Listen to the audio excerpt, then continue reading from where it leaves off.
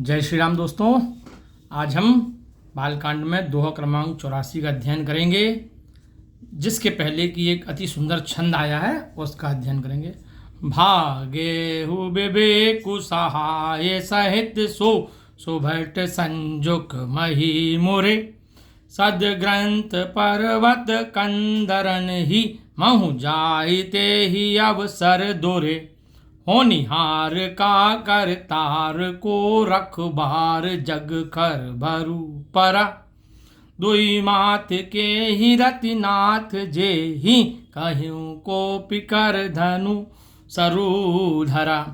गोस्वामी जी कहते हैं, जब कामदेव की सेना के योद्धा रणभूमि की ओर झुके तब अपने साथियों के संग ज्ञान भाग चला। वे उस समय धर्म ग्रंथ रूपी पर्वत की कंदराओं में जा छिपे।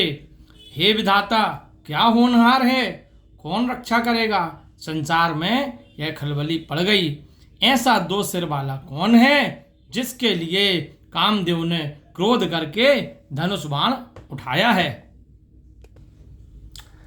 जे सजीव जग अचर चर नारी पुरुष अस नाम तेन जिन मर जात तज भय सकल बस काम सिया पति रामचंद्र की जय।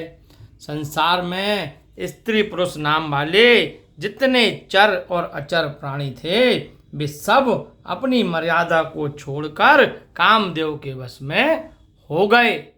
सबके हृदय मदन अभिलाषा लता निहारी न वहीं तरु शाखा नदी उमंगी अम्बुधि कहूधाई संगम करही तालाब तलाई।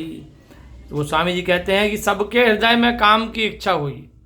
लताओं को देखकर वृक्षों की शाखाएं झुकने लगीं, नदियां उमड़कर समुद्र की ओर दौड़ी और ताल तलैया भी आपस में मिलने लगे।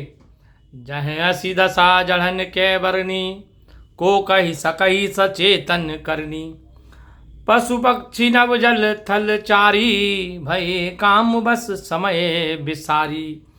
जब जड़ वस्तुओं की ऐसी दशा कही गई है तब चेतन जीवों की करनी कौन कह सकता है। आकाश जल और पृथ्वी पर रहने वाले पशु पक्षी भी समय भूलकर काम के अधीन हो गए। मदन अंध व्याकुल सब लोका निस्दन नहीं अब लो कहीं को का देव धनुज नर किन्नर ब्याला प्रेत पिशाच भूत बेताला। वो स्वामी जी कहते हैं कि कामांध होकर सब लोग व्याकुल हो गए। चकबी चकबा भी रात और दिन नहीं देखते थे। देव दैत्य मनुष्य किन्नर सर्प प्रेत पिशाच भूत और बेताल इनके दशा ना कहूँ बखानी सदा काम के चेहरे जानी। सिद्ध विरक्त महामुनि जोगी तेपी काम बस भये वियोगी। इनको सदैव कामदेव के दास जानकर इनकी दशा मैंने कुछ नहीं कही है। सिद्ध विरक्त महामुनि तथा योगी भी काम के वश में हो गए थे। बोलिए राजा रामचंद्र सरकार की जय।